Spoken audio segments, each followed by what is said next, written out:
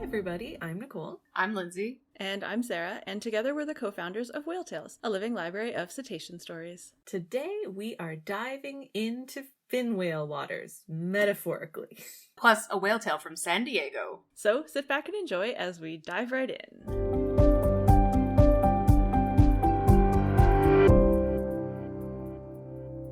Before we actually jump into our topic for today, we wanted to take a moment just to thank all of our listeners, so all of you, for listening to us and supporting us. We have been getting some statistics from Apple Podcasts and have just been completely blown away by how far-flung our listenership is. We've said before on the podcast that every time we get a comment or a review, it really just is like the greatest thing that happens to us in the day, and it lights up our group text that we have going on at all times, and it's kind of all that we can think about, and it brings the biggest smile to our eyes and really warms the cockles of our hearts. But we had no idea that we were being listened to really and truly all over the globe. In fact, apparently we're #1 in nature podcasts in Singapore. So hello. I wish I knew how to speak the local language, but I don't. So I'm just going to say hi because we've always been in English, and so hopefully that still works for you. But it's been really humbling and really amazing to watch those statistics come in and just to see where you all are listening to us from. Mm-hmm. So as always, the invitation is open to all of our listeners. We would love to hear from you. And especially no matter where you're listening to us from, we would love to hear what made you find our podcast and how do you enjoy listening to us, especially in other countries. It's so cool. So just thank you so much for listening and supporting this podcast. It is why we do the podcast. And now, speaking of the podcast, we can start. So let's give some love to the second largest animal on the planet. Today's episode is all about fin whales. Hooray! So, fin whales, or finback whales, if you're one of those people, I don't really know. Check out our naming of this month because we tackle the many names of the fin whale. Hooray! So, fin whales, the largest known, grows to 27.3 meters, or about 90 feet long, with a maximum average length of 25.9 meters, which is 85 feet, and a maximum recorded weight of 74 tons.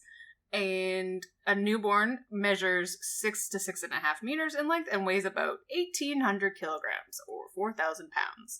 They big. Oof. Yes. Big babies. Quite big. They are long and slender, and they are colored sort of a brownish gray with a paler underneath side, which is pretty typical of lots of marine mammals. They have distinctly tall blows. Their blows can reach a height of 6 meters or 20 feet or even more. So that's cool for seeing them from afar. And, unsurprisingly, they have very prominent dorsal fins. In addition to their prominent dorsal fins, they have a unique pattern of asymmetrical coloration. The left side of their head is dark gray, but the right side has a complex pattern of contrasting light and dark markings. And the crazy part of this is that nobody really knows why. There's no widely accepted hypothesis. I think there's lots of guesses, but there's no widely accepted hypothesis that explains this asymmetry. They just are sharply asymmetrical left to right, which is very unusual, unlike the asymmetrical top to bottom, which is very common. My favorite of the hypotheses out there is that it has to do with like herding fish.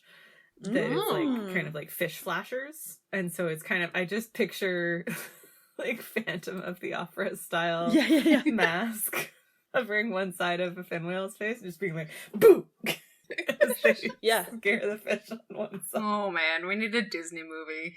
Oh, I love it. Someday. Fin whales are found in all of the major oceans of the world, from polar to tropical waters. They are absent in the very, very polar regions, so you don't often see fin whales in the like full Arctic Circle or down right along the coastline of Antarctica, and they're also rarely seen right around the equator. So their highest population density occurs in temperate and cool waters, sort of, you know, your typical mid latitude on each hemisphere area. but they can travel through all oceans. And these are baleen whales, like their big sisters, the blue whales. So their food consists of small schooling fish, squid, and crustaceans, including copepods and krill. Just like everybody else that size. So in terms of how many fin whales there are, the fin whale was heavily hunted during the 20th century, and so as a result, it is currently listed as an endangered species. Current global population estimates range from less than 100,000 to maybe 119,000 individuals. To give us an idea of how many there used to be, over 725,000 fin whales were reportedly taken from just the southern hemisphere between 1905 and 1976. As of 1997, only 38,000, specifically in the southern hemisphere. Recovery of the overall population size of the southern subspecies, it will hit less than 50% of that pre-whaling state by 2100 due to the heavier impacts of whaling. Whaling went on longer and was like just more prevalent in the southern hemisphere. And then there's also been slower recovery rates. Those numbers are mind-blowing. I can't. I know that's a long period of time from 1905 to 1976, and I also know it's not that long though. No, exactly. It's 70 years.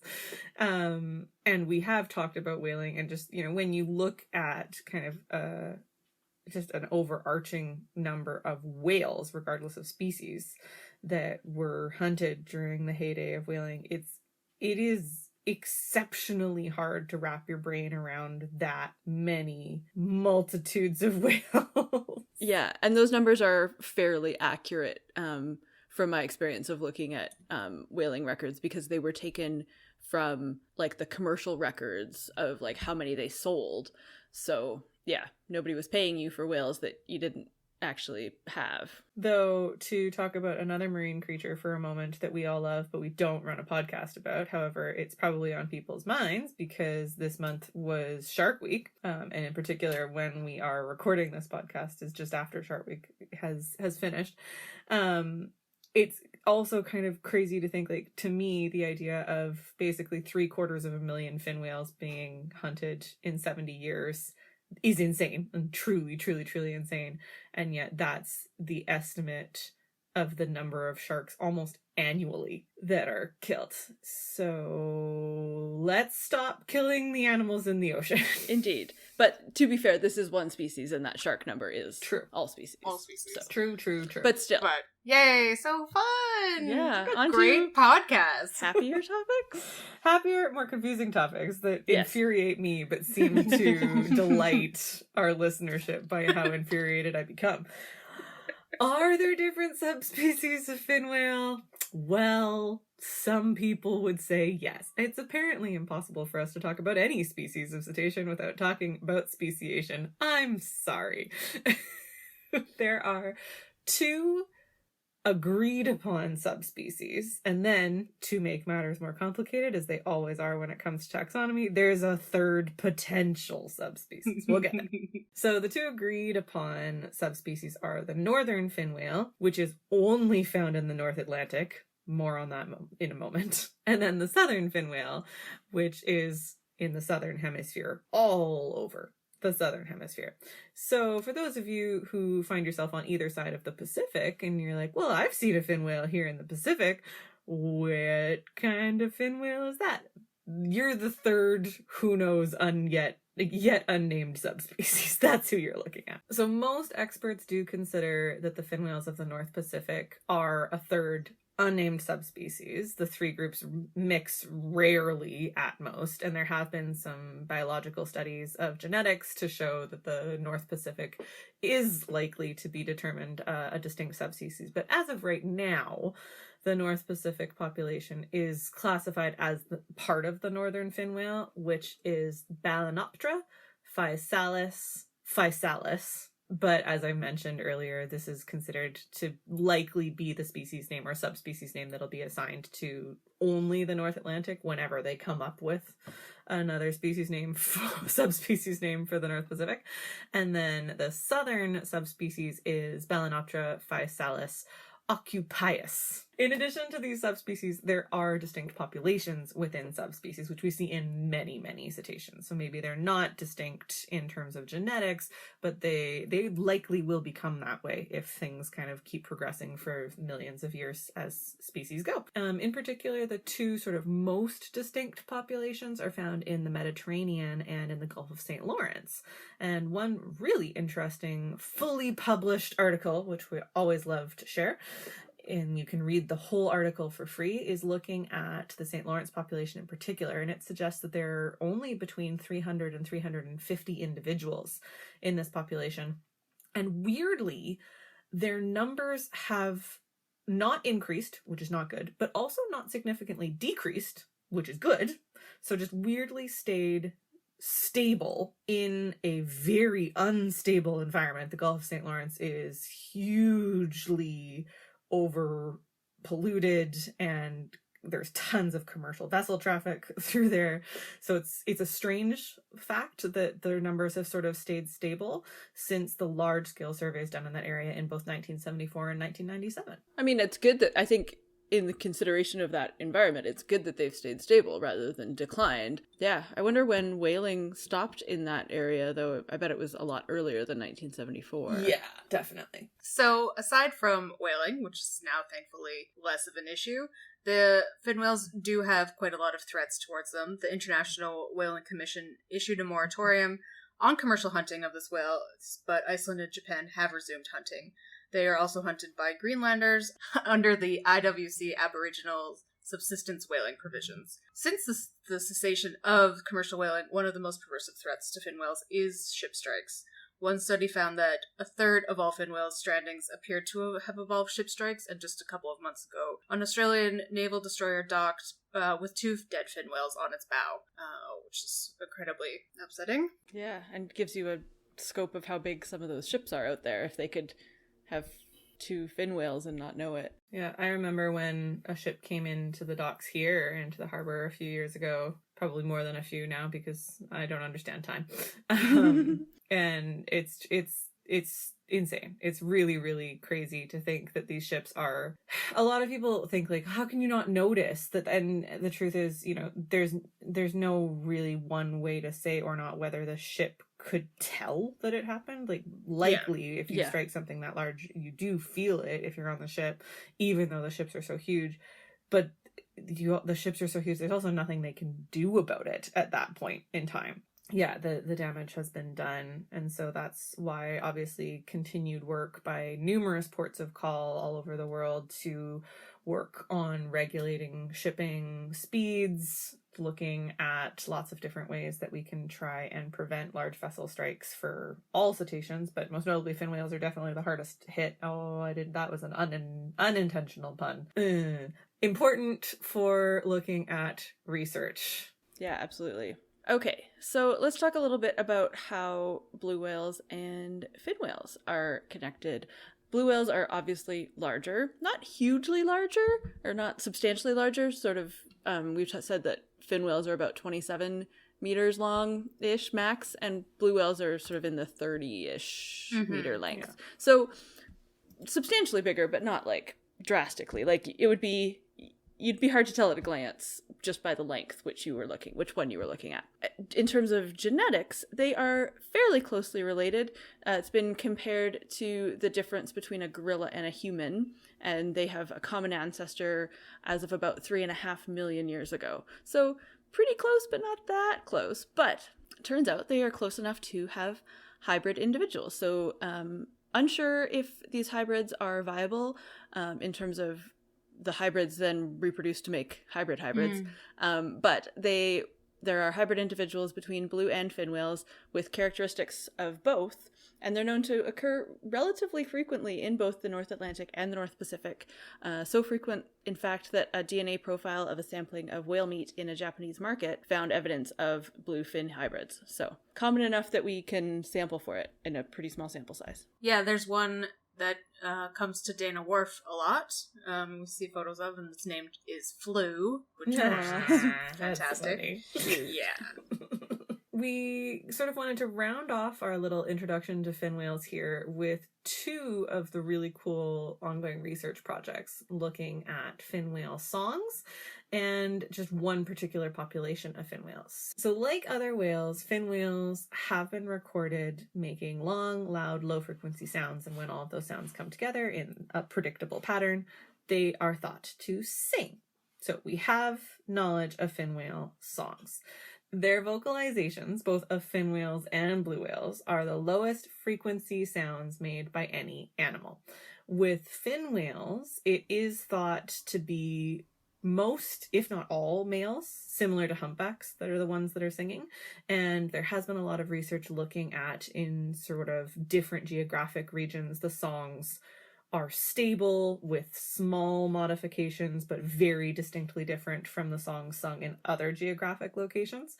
So there seems to be at least a lot of similarity to what we already know about humpback whale songs in the fin whale songs, but the research is nowhere near as well studied as it is with humpback, so lots still to discover.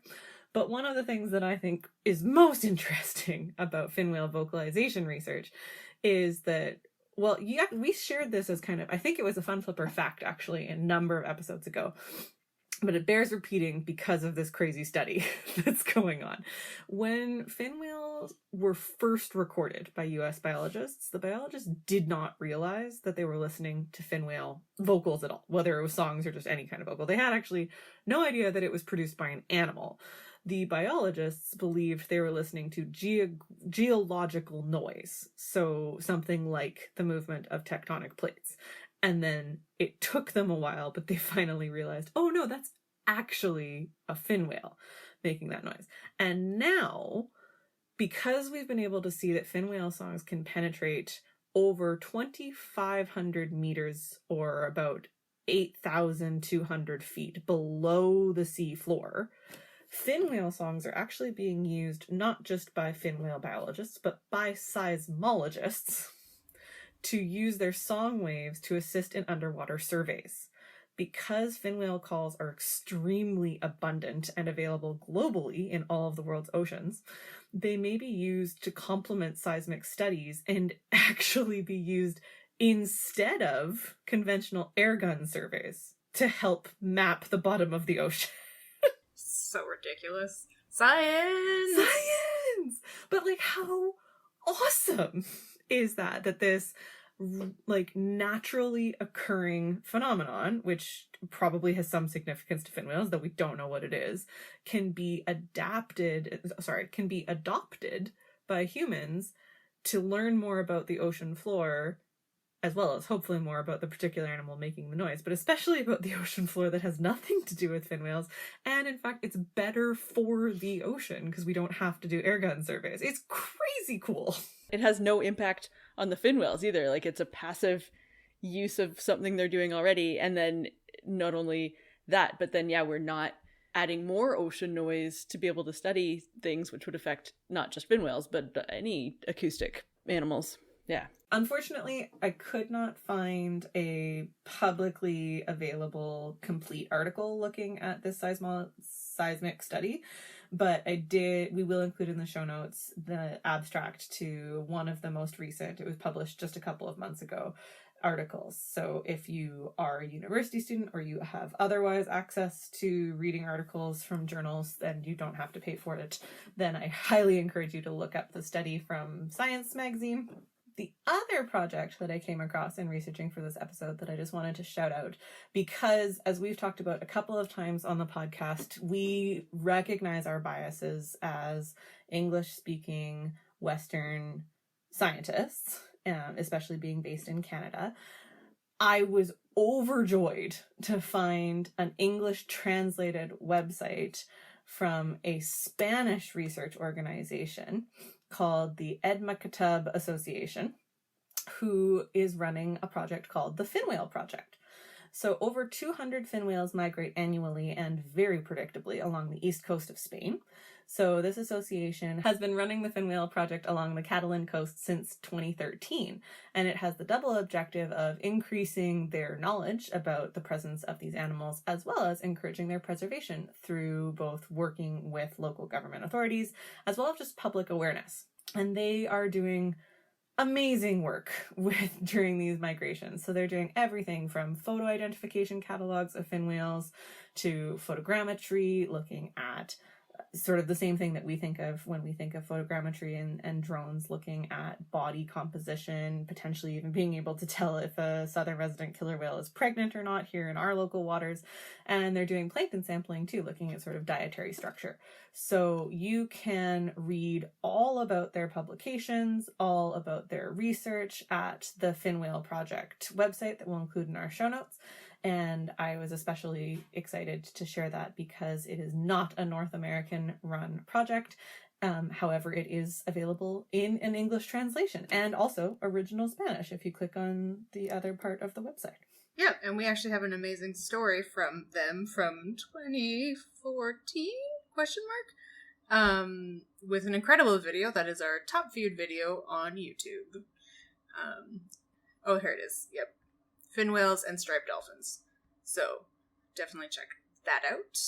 All right. I think that's all I wanted to say about fin whales. Was there anything either of you wanted to add about fin whale? I did want to say one thing. I wasn't sure if we were going to go into it, but the coloration on the right-hand side is what they use to identify individuals. They use flukes as well, but it is one of the other ways. Harder to get a picture of, though. Yes, definitely. Big whales don't get out of the water very much. Yeah, and when they do, they don't show you their face very much. Tricky whales. I like them. I like fin whales because obviously we all love blue whales. We all love the biggest of something or the smallest or whatever. But yeah, the somethingest. The somethingest. Yeah, that's a good way to put it. And I'm glad that we were able to give the fin whales some love today because they're always the runner-up. The bridesmaid, not the bride. No. They are the most asymmetric. Ooh. Maybe. I don't know. That'll go on their trading card. I don't know about, like, spotted dolphins or something. Yeah, true. True. They're the most asymmetric of baleen whales. There we know go. of. 99% sure. We never get to make a declarative statement on this podcast. No. Well, with that in mind, I think it's time for... Do you know what it's time for? It's time for Fun Flipper Fact. Today's Fun Flipper Fact comes to us from one of our patrons, Bill. Bill asks, do different orca groups have different languages, and how do they communicate with each other? Okay, so excellent question, Bill. Complicated answer. We've touched on orca languages or orca communication, orca dialects in the podcast a couple of times in the past, but we've sort of always given a surface to just below the surface reading of it. And since this is the subject of your Patreon produced question, I'm going to dive a little bit deeper. But first of all, I need to get some terminology clear because the terminology when we're talking about orcas in general can be really complicated and can get very confusing very quickly. And the terminology around communication even more so. So let me just say that everything that I'm going to talk about when it comes to answering your question, Bill, is specific to resident orcas, the ecotype residents, the southern and northern communities found in the Pacific Northwest, because that is the group that we know by far the most when it comes to dialects and when it comes to communication. And so that's the basis I'm going to be answering this question on. There has been some really fantastic research done on dialects for Biggs orcas here in the Pacific Northwest, as well as orcas in Russia and orcas in a couple of other places of the world, but nowhere near as extensive as what we know here. So just keep that in mind as well, listeners, that everything I am about to say for the remainder of this Fun Flipper Fact is specific to the resident ecotype in the Pacific Northwest. And let's break down the different subcategories of resident. So, as many of you know, a family unit in a resident community is known as a matriline. So that is the oldest, typically the oldest living female in that family tree, and all of her descendants when it comes to the residents.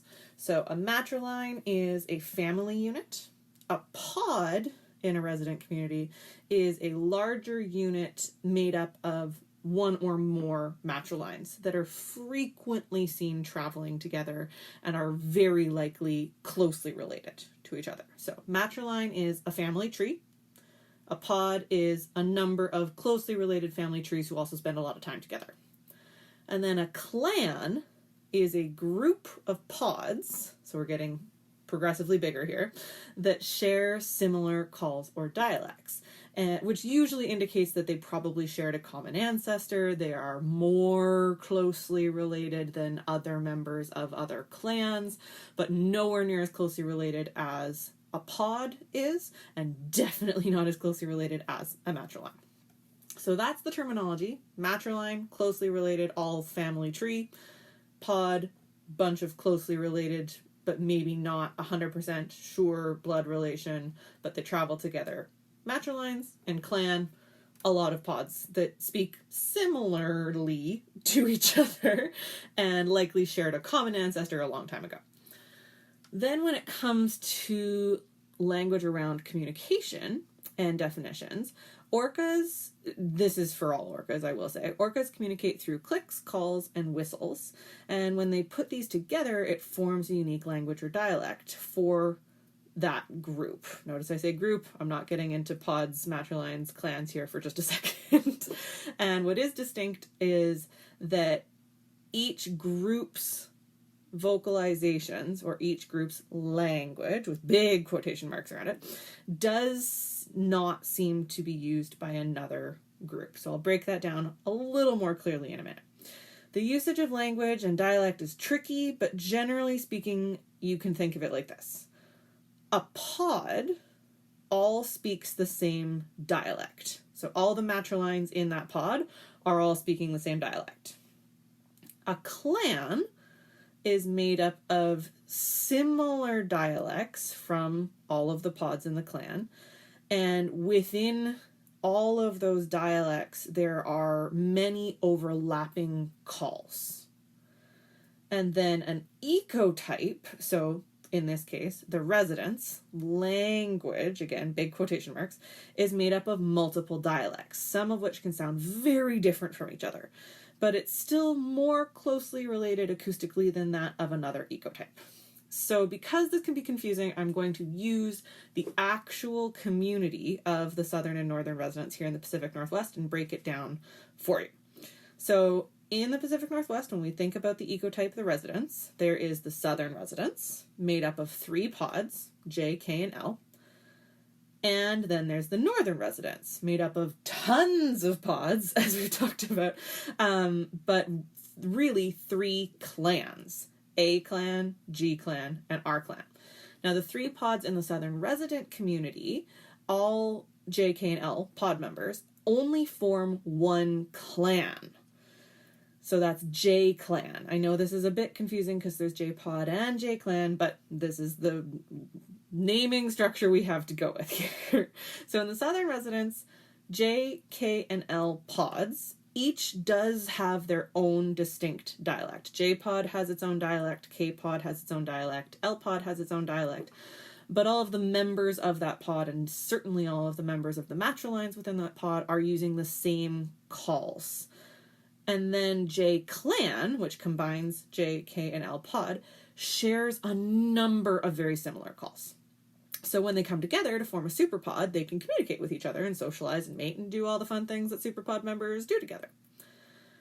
When we're talking about the 3 clans in the northern resident community, each of those clans is made up of multiple pods speaking similar dialects to each other, just like the J, K, and L pods of J clan.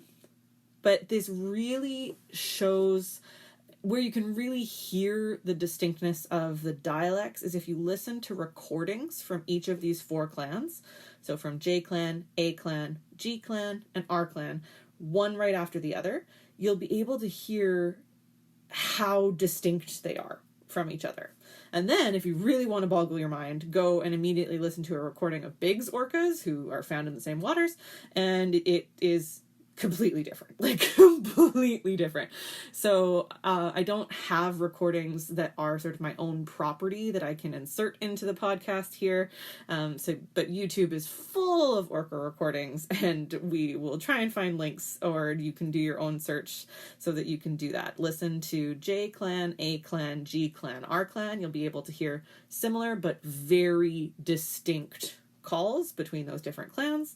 And then go listen to some Bigs, and it's like, what even is, that's just a different animal. If you want to try and use human language comparison, though it's not a perfect comparison, I will put that right out there. But if that helps you, Bill, think of dialects between pods like the different accents of the same human language. So if we think of J, K, and L pod members who are all speaking J Clan dialect, we could think of J Clan dialect being the English language, and J pod's accent of the J Clan dialect is Canadian English, and K pod's dialect or accent of the J Clan dialect is English speaking is England English, and L pod's accent of the J Clan dialect is Australian English. Not a perfect comparison, but it might help. Then think of the different clan dialects like distinct but related human languages. So J Clan, A Clan, G Clan, R Clan, they're all speaking resident, but it's kind of like Italian, Spanish, and French. They're very similar languages. There is some overlap, but then there's also like a lot that's not the same. A lot that's very, very, very different.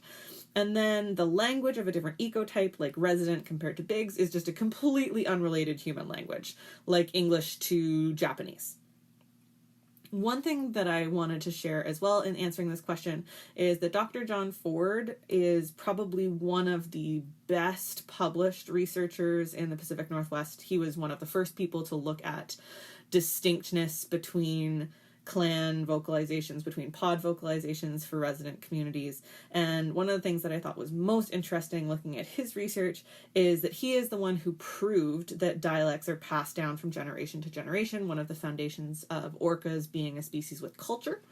And he speculated that groups that share these calls probably descended from a common ancestor, and that the sort of phylogenetic link between dialects and pod has been able to estimate how long it takes dialects to differentiate from each other on an evolutionary scale.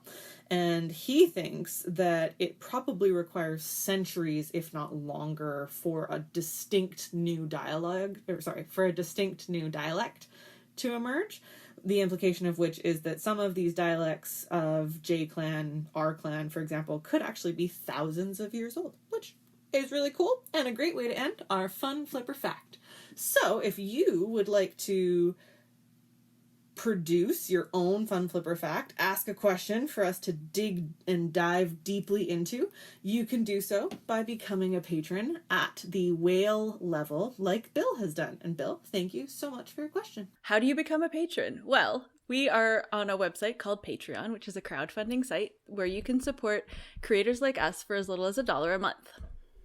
We have a bunch of different rewards at different levels of money per month that you can give us, and you get different rewards for different tiers, surprisingly. So we have stuff like produce your own Fun Flipper Fact at the $10 a month level. You can vote in Fun Flipper Fact polls when we have them, and that is at the $1 level. We have discounts on our merch, get thank you cards in the mail, all sorts of exciting stuff.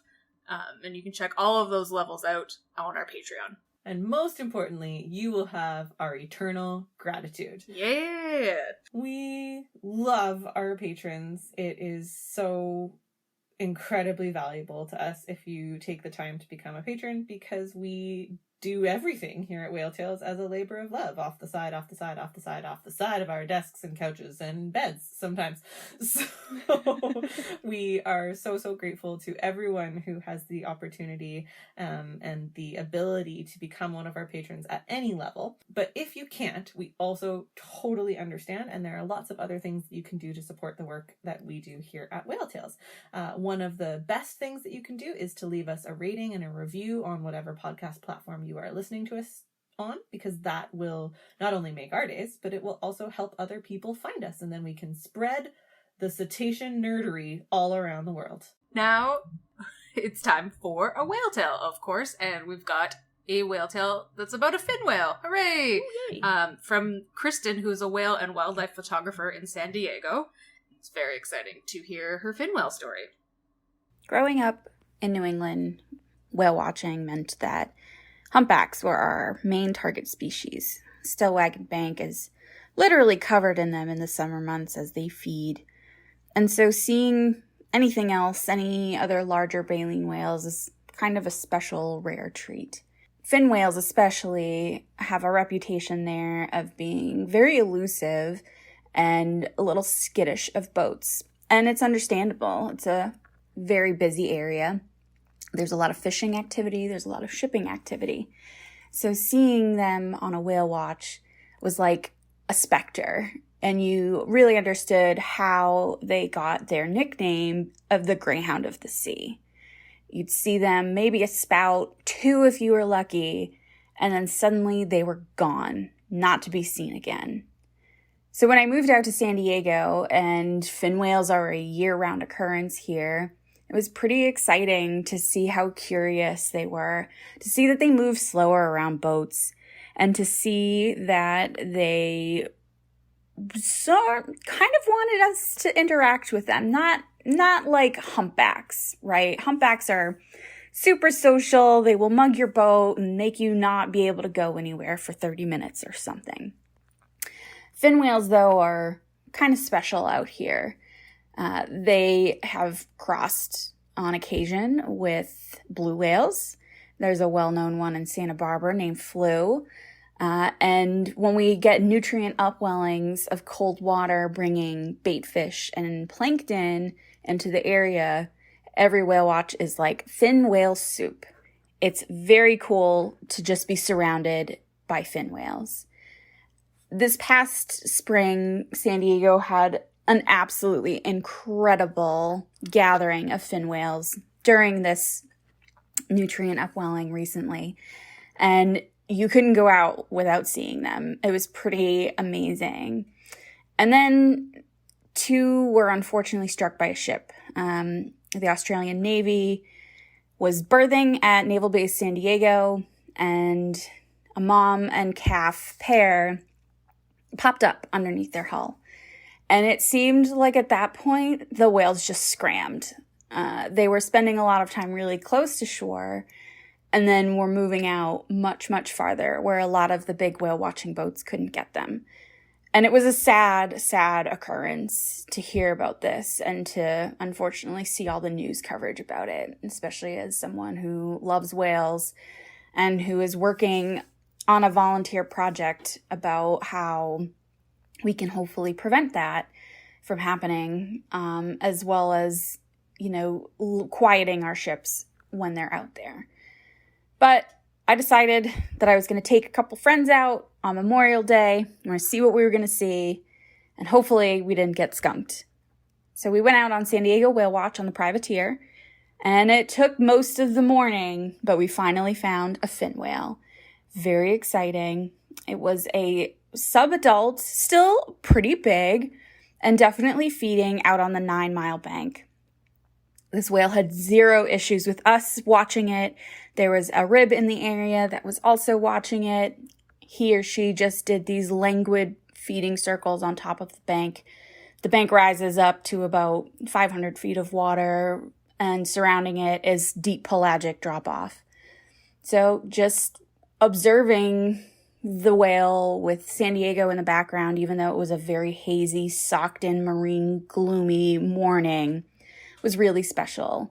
And I was really happy that my friends who had never been on a whale watch before got to see the second largest marine mammal to swim in our waters, and probably to be the second largest animal on the planet, similar to the blue whales taking first place.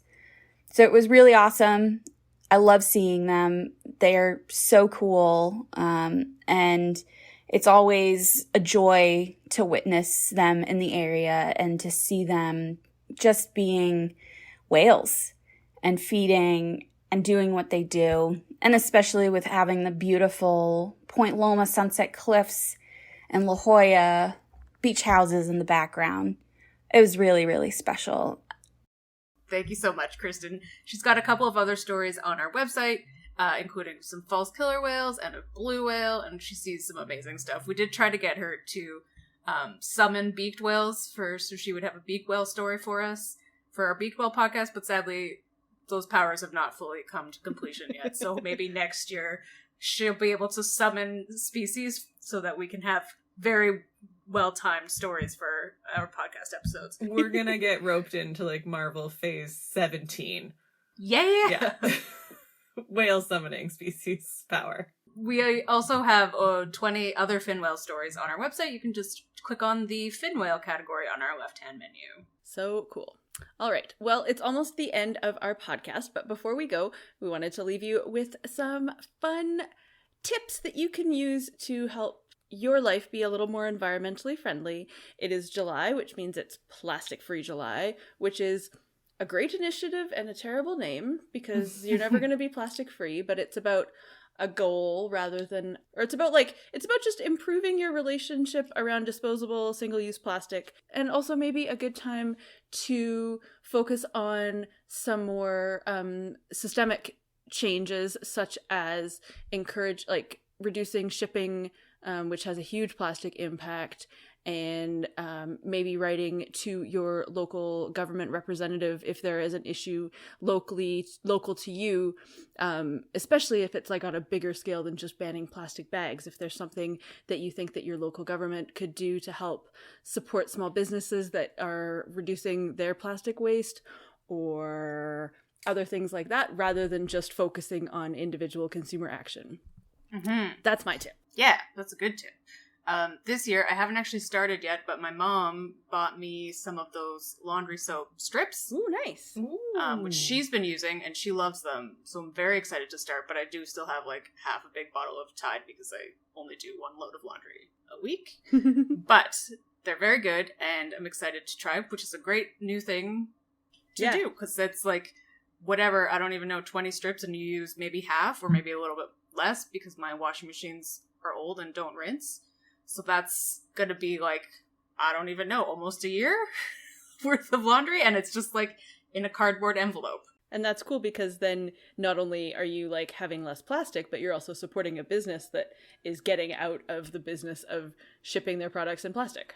Yeah, there's so many cool things that, like, they're definitely popping up now because it is Plastic Free July, but there's always going to be places locally and not that have these kinds of things. So just think about what you are throwing out and what, if there's anything that you can switch, even just one, like something like that, like that's a year.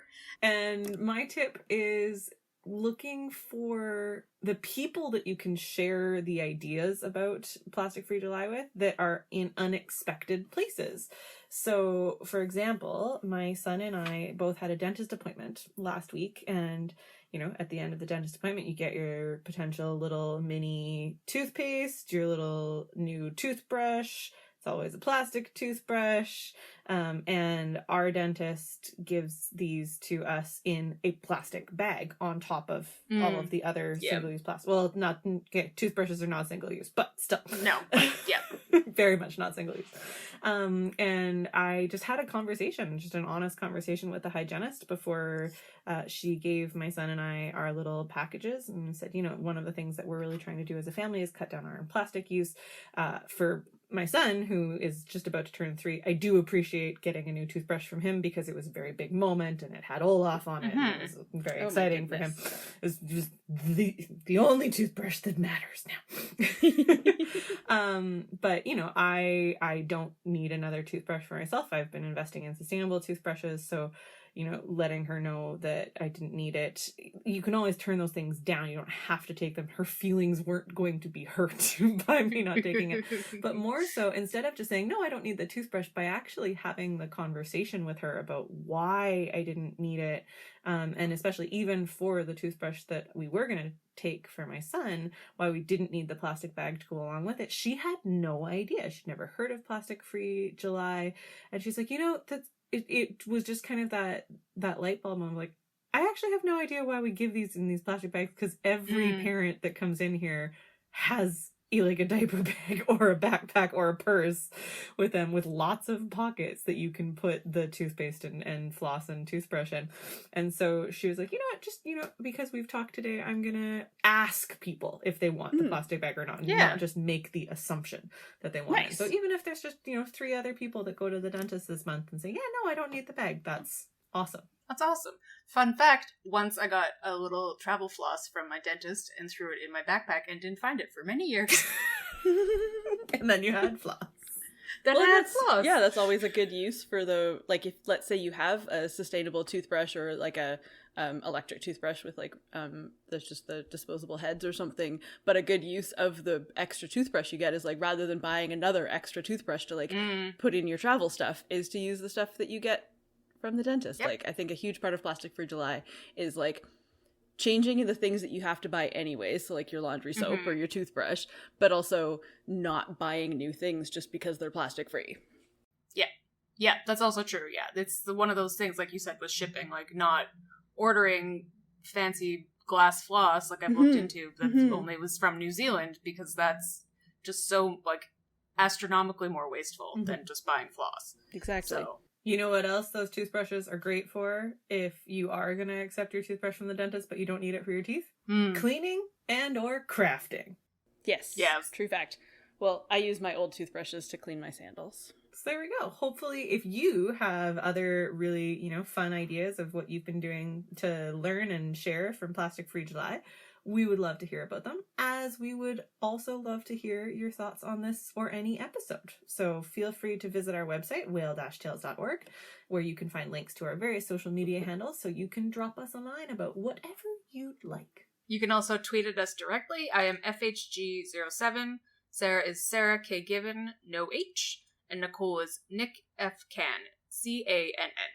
If you head to our website, you can subscribe to our podcast, check out our merchandise, learn about supporting us and becoming a patron, and read over 1,000 whale, dolphin, and porpoise stories. That's whale-tales.org. Tales like the story, not tales like the animal. And of course, if you have seen a cetacean like Kristen has, we would love to add your story to our library. So click the share link on our site, contact us on social media, whale-tales.org, or email us a voice memo just like Kristen to tell us all about your incredible encounter. Thank you again for listening and for supporting us wherever you are in the world.